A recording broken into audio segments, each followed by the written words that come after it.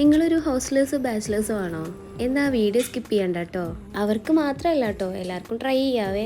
But easy recipe ആയതുകൊണ്ട് അവരെ ഒന്ന് മെൻഷൻ ചെയ്തു എന്നുള്ളൂ. ഡേ, നീ ഫുഡ് റെസിപ്പി ഒക്കെ തരാറായോ എന്നൊന്നും ചിന്തിക്കണ്ട കേട്ടോ. ബട്ട് ഇത് ട്രസ്റ്റ് മീ ഗൈസ്, അടിപൊളി ഐറ്റാണ്. വൺസ് റീൽസ് കണ്ട് ട്രൈ ചെയ്തതായിരുന്നു കേട്ടോ ഞാൻ. എനിവേ നിങ്ങൾ ട്രൈ ചെയ്താൽ കമൻറ്റ് ചെയ്യണേ.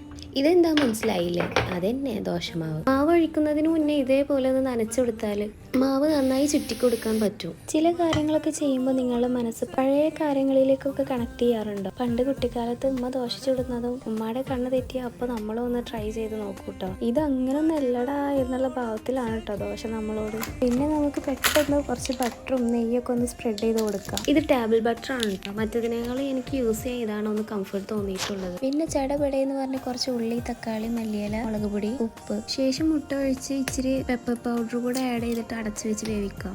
And now our recipe is ready. ദേ നോക്കി, ആ പുക പോണത് കണ്ടോ? അപ്പോൾ ചൂടോടുക്കനെ തന്നെ നമുക്ക് കഴിക്കാം കേട്ടോ. അപ്പോൾ എങ്ങനെയുണ്ടെന്ന് പറയേണ്ട ആവശ്യമില്ലല്ലോ. എന്തായാലും ട്രൈ ചെയ്ത് കമൻറ്റ് അറിയിക്കണേ. അപ്പോൾ ഓക്കെ, ബൈ.